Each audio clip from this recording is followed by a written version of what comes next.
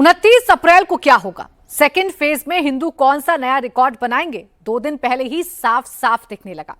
4 मई के बाद बंगाल में बीजेपी सरकार का क्या प्लान होगा, यह भी आज प्रधानमंत्री मोदी ने बता दिया। 4 मई के बाद पहला एक्शन घुसपैठियों पर होगा। बीजेपी सरकार का पहला फैसला महिला सुरक्षा पर होगा। टीएमसी के गुंडों का हिसाब होगा। आज नरेंद्र मोदी का रोड शो उन रास्तों से गुजरा जहां पर कभी सिर्फ ममता का नारा लगता था, टीएमसी के झंडे लगते थे, लेकिन आज जो कोलकाता में नजर आया उसके बाद दीदी जरूर टेंशन में होंगी। सड़क के दोनों तरफ भीड़, घरों की छतों पर भीड़, प्रधानमंत्री को देखने के लिए बालकनी खचाखच भरी हुई थी। 3 साल की बच्ची से लेकर 80 साल की बुजुर्ग महिला तक हर कोई खड़ा था। जहां जहां से मोदी गुजर रहे थे वहां पर लोग अपनी मर्जी से फूल बरसा रहे थे। ऐसा लग रहा था आज ही मोदी ने बंगाल जीत लिया है। जो आज दिखा, क्या यही 4 मई को होने वाला है? क्या लेफ्ट के जैसे टीएमसी भी इतिहास बनने वाली है? बंगाल की लड़ाई में मोदी आगे निकल गए।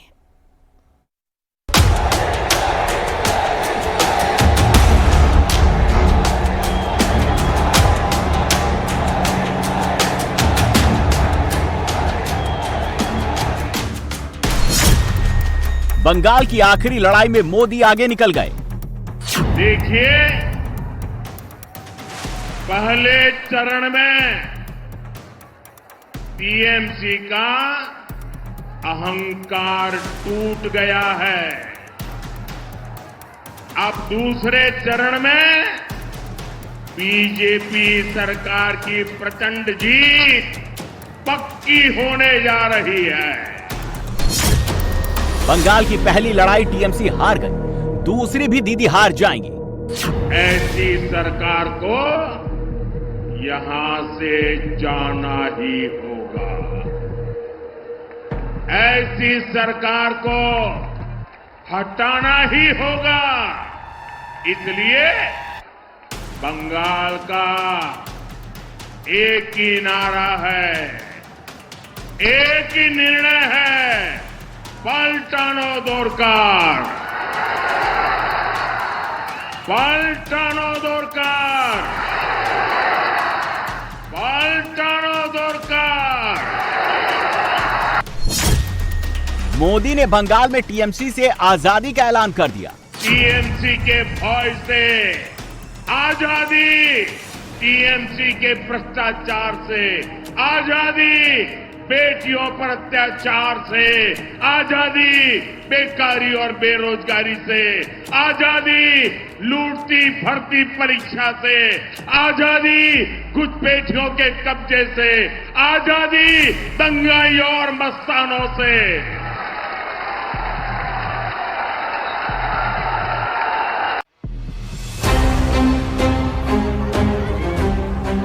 29 अप्रैल को क्या होने वाला है? 4 मई को क्या होने वाला है? बंगाल में क्या बदलने वाला है? बंगाल की फाइनल बैटल से पहले नतीजा साफ साफ नजर आने लगा है।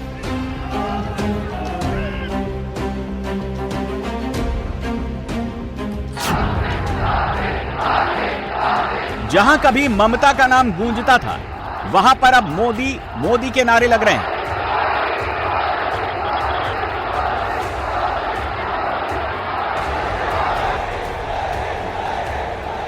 बंगाल में बदलाव का दौर शुरू हो गया है। जिस जमीन पर, जिस कोलकाता पर, जिस ग्रेटर कोलकाता पर टीएमसी का सबसे ज्यादा वर्चस्व था, टीएमसी को सबसे ज्यादा गुरूर था, वो चकनाचूर होने लगा है। इसके पीछे सबसे बड़ी वजह नरेंद्र मोदी है।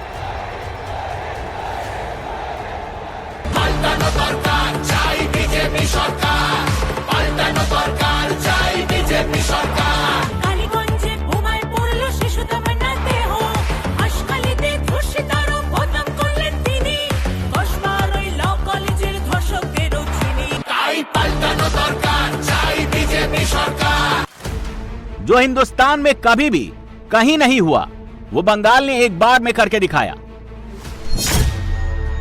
पहले फेज में 93% वोटिंग, जो सबसे बड़ा रिकॉर्ड है।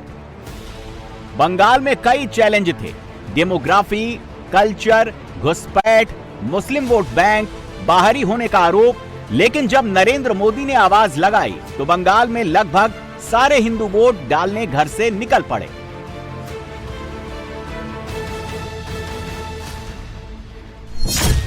फर्स्ट फेज में मोदी ने 11 रैली की, 2 रोड शो किए। हर विधानसभा में जबरदस्त वोटिंग परसेंटेज बढ़ा। पश्चिम वर्धमान में हिंदू आबादी 80% है। 2021 में 74% वोटिंग हुई। इस बार 88.29% वोटिंग हुई है। पिछली बार से 14.29% वोट बढ़ा है। दक्षिण दिनाजपुर में 75% हिंदू आबादी है। 2021 में 87.20% वोटिंग हुई थी। इस बार 93.30% वोटिंग हुई। पिछली बार से 6.10% वोट बढ़ा। वीरभूमि में 65% हिंदू आबादी है। 2021 में 85.80% वोटिंग हुई थी। इस बार 93.63% वोटिंग हुई। पिछली बार से 7.83% वोट बढ़ा है। कूच बिहार में 75% हिंदू आबादी है। 2021 में 89.10% वोटिंग हुई थी। इस बार 95.42% वोट हुई। पिछली बार से 6.32% वोट बढ़ गया है। जहां जहां मोदी गए वहां वहां पर रिकॉर्ड बना। अब फर्स्ट फेज के आगे की बारी है। अब सेकंड फेज में नंबर 1 बनने की बारी है। फाइनल बैटल के लिए नरेंद्र मोदी तैयार हैं। इतनी बड़ी संख्या में हमें आशीर्वाद देने आए हैं, ये हम सभी का बहुत बड़ा सौभाग्य है। पहले चरण की वोटिंग में बंगाल ने कमाल कर दिया है। अब मुझे आप लोग बताएंगे, मैं एक सवाल पूछूं, जवाब देंगे? सबके सब देंगे? ये पहले चरण में इतना भारी मतदान हो गया तो फिर आप सो नहीं जाएंगे ना? जागते रहेंगे, घर घर जाएंगे, एक एक मतदान को मिलेंगे, पोलिंग बूथ में बराबर ताकत लगाएंगे, पक्का? पहले चरण का रिकॉर्ड तोड़ेंगे? जरा जोर से बताइए, तोड़ेंगे? जरा आंख भर करके बताइए, तोड़ेंगे? यही करके दिखाना है। फर्स्ट फेज के बाद अब सेकंड फेज की बारी है और बंगाल की आखिरी लड़ाई में भी नरेंद्र मोदी सबसे आगे रहेंगे। सेकंड फेज में प्रधानमंत्री ने 8 रैली और 3 रोड शो किए। सेकंड फेज में क्या होगा, इसका एहसास शायद टीएमसी को भी होने लगा है। क्या यही वजह है? जहां पर बीजेपी का रोड शो निकल रहा है, वहां पर टीएमसी वाले विवाद करने लगे हैं। बीजेपी सांसद रवि किशन के रोड शो में बिल्कुल ऐसा ही हुआ।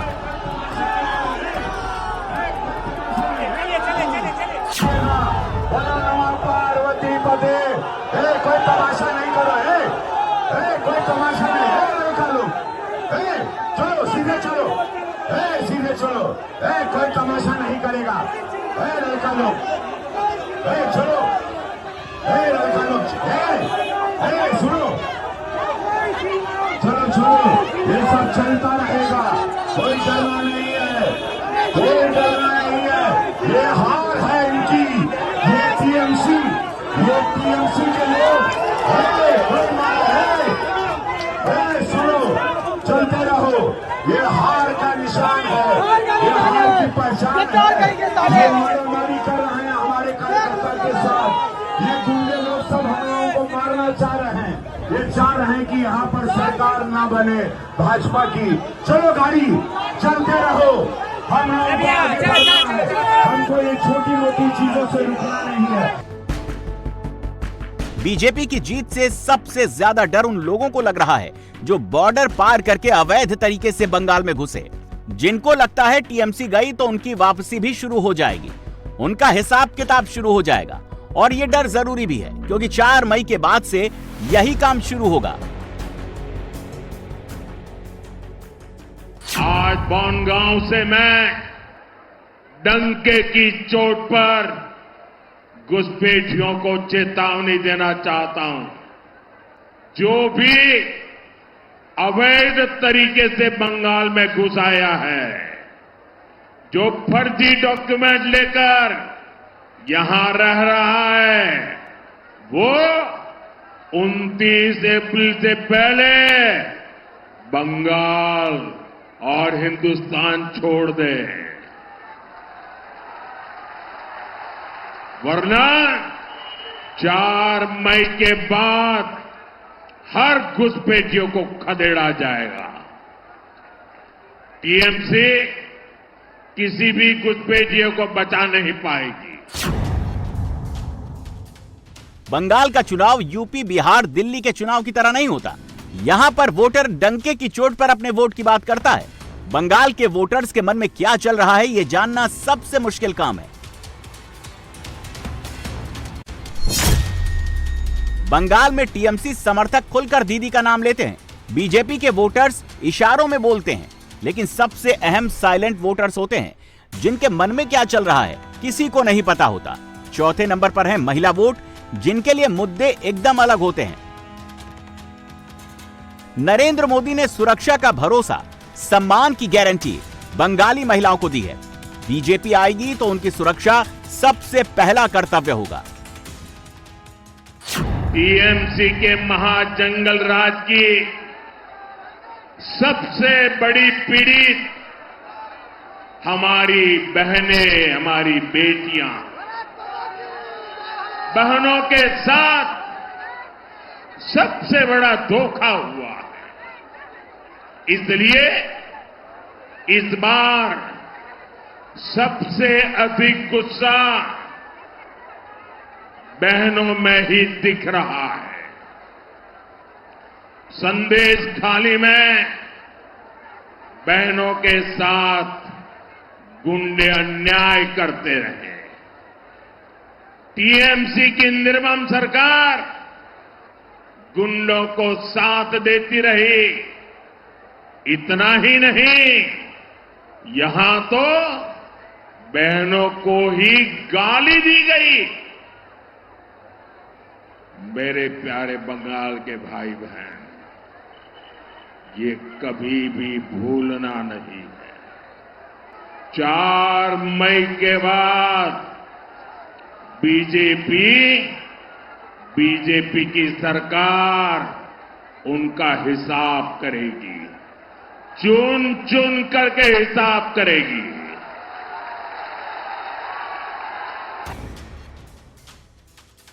जब दीदी को पहली बार सत्ता मिली तो उसमें सबसे ज्यादा भागीदारी आधी आबादी की थी। जिसके साथ महिलाएं होती हैं, बंगाल में जीत उसी की होती है।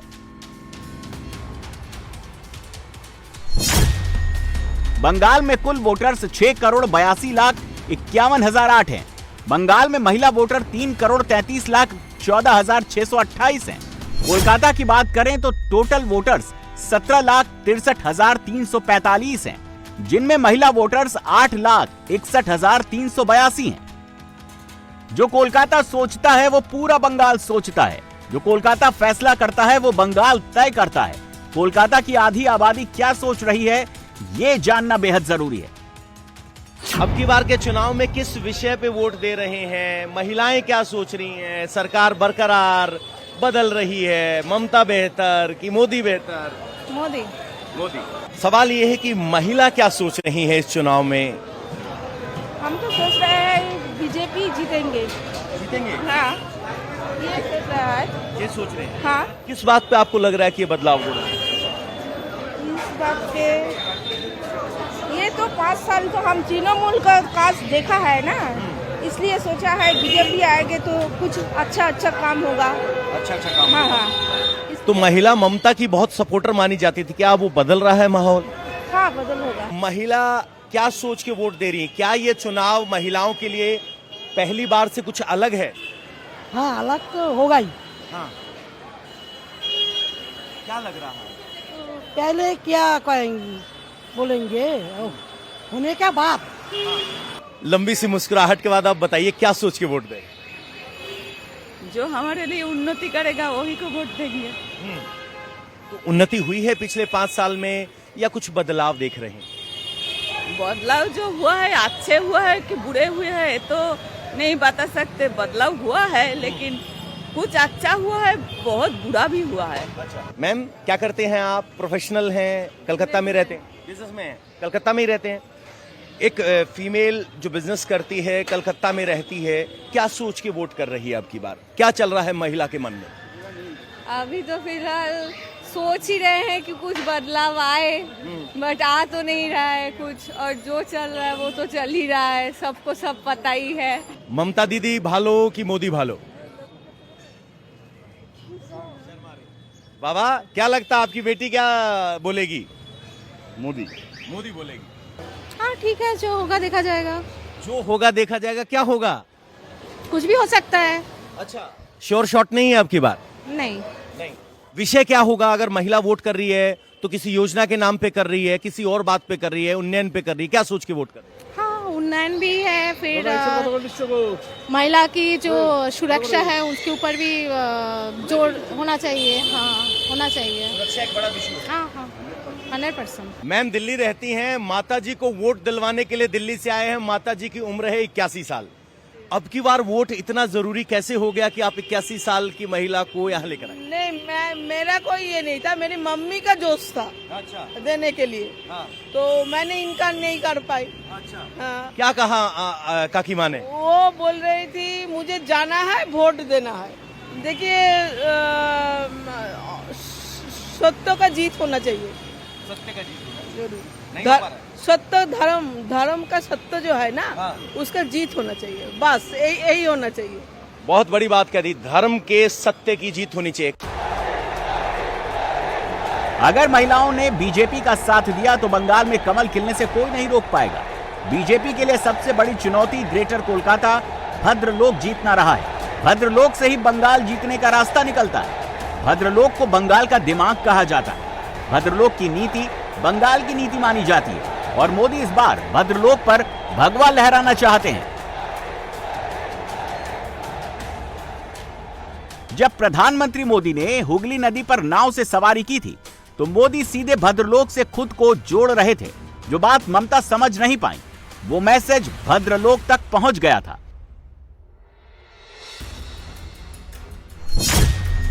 मोदी ने एक साथ कोलकाता, हावड़ा, हुगली तीनों को कनेक्ट किया। हावड़ा प्लस हुगली प्लस कोलकाता जिले की कुल 45 विधानसभा सीटें हैं। 21 में 45 में से बीजेपी 4 जीती थी। 41 पर टीएमसी का कब्जा था। इस इलाके में भद्रलोक डोमिनेट करता है। इस बार जब प्रधानमंत्री मोदी हुगली पहुंचे तो ऐसा नजारा दिखा, ऐसा स्वागत हुआ, ऐसे सड़कों पर जोश नजर आया जिसको देखकर दीदी को टेंशन जरूर हुई होगी। टीएमसी की सोच से बड़ा परिवर्तन बंगाल में होने वाला है। महाजंगल राज के खिलाफ ये परिवर्तन की लहर चल रही है।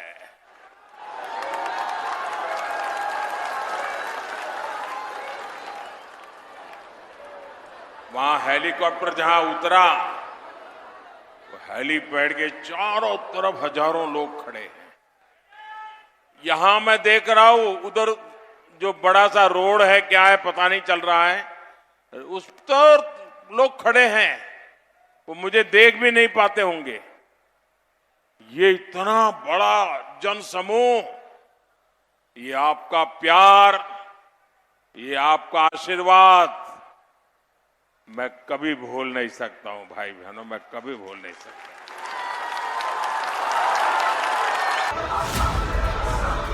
हुगली से करीब 50 किलोमीटर दूर भवानीपुर है, जहां से ममता बनर्जी अपने आप को अजेय समझती हैं। इतिहास भी यही कहता है, लेकिन वक्त जब बदलता है तो इतिहास अपने आप बदलने लगता है। जिस भवानीपुर में दीदी को सुनने हजारों की भीड़ उमड़ती थी, घंटों का इंतजार हुआ करता था, वहां पर दीदी को मंच छोड़कर अब जाना पड़ रहा है। দেখুন সামনে চিৎকার করছে যাতে আমি মিটিংটা করতে না পারি। মা ভাই বোনেরা আমায় ক্ষমা করবেন, আমি আপনাদের সবার কাছে ক্ষমা চেয়ে নিচ্ছি। আমি কালকে এখানে র্যালি করে দেবো। আমি এই অসভ্যতামিটা করতে পারবো না, এটা খুব ইনসাল্টিং, এটা খুব হিউমিলিয়েশন। আমি আপনাদের নমস্কার জানিয়ে আমি বিদায় নিচ্ছি। আমায় ক্ষমা করবেন, যদি পারেন ভোটটা আমায় দেবেন, আমার সিম্বল নাম্বার 2। বাট এর প্রতিবাদে আপনাদের কিন্তু ভোটটা দিতে হবে। আমাকে মিটিং করতে পর্যন্ত দিচ্ছে না, আমাকে মিটিং করতে আমি পারমিশন নিয়েছি অফিशियली, ताओ। चुनाव प्रचार के दौरान ममता बनर्जी मंच से महज इसलिए उतर गईं क्योंकि पास में बीजेपी नेता शुवेंदु अधिकारी की रैली हो रही थी। बीजेपी का लाउड स्पीकर बज रहा था। दीदी नाराज हो गईं तो टीएमसी कार्यकर्ता शुवेंदु अधिकारी की सभा में जाकर हंगामा करने लगे। जय श्री राम के नारे के जवाब में जय बांग्ला के नारे लगाए जाने लगे। माहौल बहुत गर्म हो गया था। अरे मुंह तोड़ जवाब दे रहा है भारतीय जनता पार्टी कार्यकर्ता जनता, चोर को भगा रहा है। इस बार वन साइडेड नहीं होगा। जिस तरीके से वो काम करेगा उसका उत्तर उनको मिल जाए, आज जैसे मिला। ये तो गुंडा राज है, जंगल राज, ये खत्म करने के लिए तो हम लोग कोशिश कर रहे हैं। जब से फर्स्ट फेज की वोटिंग हुई है, बंगाल में पॉलिटिकल घमासान बढ़ने लगा है। बीजेपी और टीएमसी में टकराव बढ़ने लगा है।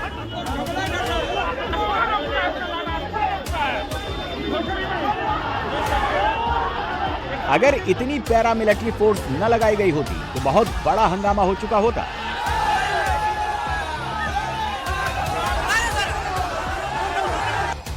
भवानीपुर में दीदी ने मीटिंग रोकने की वजह बीजेपी के लाउड स्पीकर को बताया, लेकिन शुवेंदु अधिकारी के मुताबिक वजह कुछ और ही थी। कुर्सी था, स्टेज था, एलईडी लाइट था, 500 पुलिस था, 50 पत्रकार था, कैमरा था, जनता नहीं था, इसलिए भागी। भवानीपुर में ममता के खिलाफ शुवेंदु अधिकारी खड़े हुए हैं।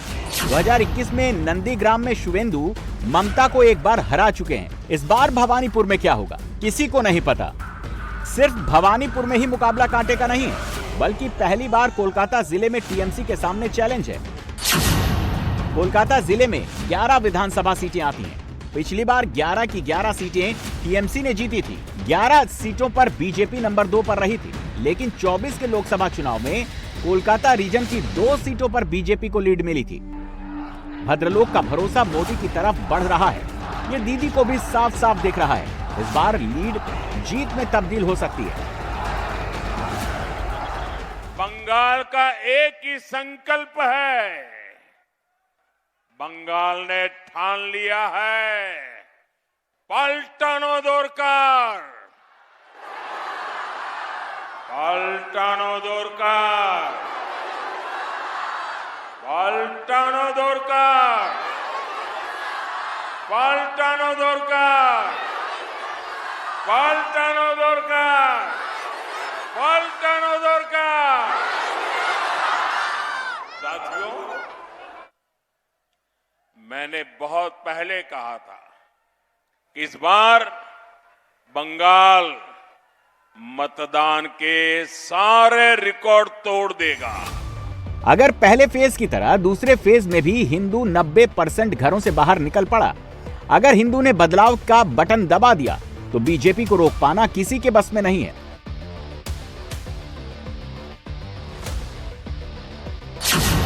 सेकेंड फेज में 131 सीटों पर हिंदू 50 से लेकर 90% से ज्यादा है। बंगाल में जिस तरह से रोड शो में भीड़ उमड़ रही है, जिस तरह से लोग बाहर निकल रहे हैं, जिस तरह से भगवा लहरा रहा है, वो बताता है परिवर्तन की शुरुआत हो गई है। मैं मानता हूं पूरा भारत नरेंद्र मोदी और भाजपा के साथ दिख रहा है, और यही कारण है कि पश्चिम बंगाल की जनता ने ये चुनाव लड़ा और भारतीय जनता पार्टी ने उसकी अगुवाई की। और आप पीछे से लेकर आगे तक देख सकते हैं किस प्रकार से हर एक विधानसभा में भाजपा का कार्यकर्ता से अधिक जनता सड़कों पे आ गई है। और मैं मानता हूं कि हर घर घर से अब आवाज आ रही है, ए दिखे न ओ दिखे, इस बार वोट दिवे मोदी जी के। बंगाल का ये चुनाव इतिहास बनाएगा, इतना तो पक्का है।